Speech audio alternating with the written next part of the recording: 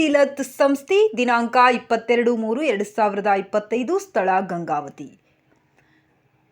37ನೇ national ಗೇಮ್ಸ್ನಲ್ಲಿ ಪದಕ ವಿಜೇತ ರಾಜ್ಯದ ಪೆಂಕಾಕ್ ಸೀಲತ್ ಕ್ರೀಡಾಪಟುಗಳಿಗೆ ಕರ್ನಾಟಕ ಸರ್ಕಾರದಿಂದ 7 ಲಕ್ಷ ನಗದು ಬಹುಮಾನ ನೀಡುವ ಕುರಿತು 2023ರಲ್ಲಿ ಗೋವಾ ರಾಜ್ಯದಲ್ಲಿ ಭಾರತೀಯ ಕ್ರೀಡಾ ಪ್ರಾಧಿಕಾರ ಹಾಗೂ ಭಾರತೀಯ ಒಲಿಂಪಿಕ್ ಸಂಸ್ಥೆ ಆಯೋಜಿಸಿದ್ದ 37ನೇ ನ್ಯಾಷನಲ್ ಗೇಮ್ನಲ್ಲಿ ಕರ್ನಾಟಕ ರಾಜ್ಯ ಪೆಂಕಾಕ್ ಸೀಲತ್ ಸಂಸ್ಥೆಯ 10 ಕ್ರೀಡಾಪಟುಗಳು ಭಾಗವಹಿಸಿದ್ದರು. ಅದರಲ್ಲಿ ಪದಕ ವಿಜೇತರಾದ ಕ್ರೀಡಾಪಟುಗಳಿಗೆ ಕರ್ನಾಟಕ ಸರ್ಕಾರದಿಂದ ನಗದು ಬಹುಮಾನ ಲಭಿಸಿರುತ್ತದೆ.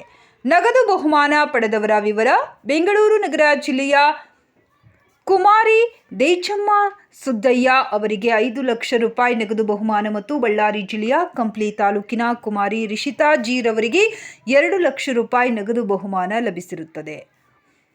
ಪ್ರತಿಭಾವಂತ ಪೆಂಕಾಕ್ ಸೀಲತ್ ಕ್ರೀಡಾಪಟುಗಳಿಗೆ ಕರ್ನಾಟಕ ಸರ್ಕಾರ ನಗದು ಬಹುಮಾನ ನೀಡಿರುವುದು ರಾಜ್ಯದ ಕ್ರೀಡಾಪಟುಗಳಿಗೆ ಇನ್ನಷ್ಟು ಉತ್ಸಾಹ ಮತ್ತು ಸಂತಸ ಒದಗಿಸಿದೆ. ತಾವುಗಳು ಸದರಿ ವಿಷಯವನ್ನ ಪತ್ರಿಕೆಯಲ್ಲಿ ಹಾಗೂ ಕ್ರೀಡಾ ಪುರವಣಿ ಪ್ರಕಟಿಸಿ ಪ್ರೋತ್ಸಾಹಿಸುವಂತೆ ವಿನಂತಿಸಿಕೊಳ್ಳುತ್ತೇವೆ.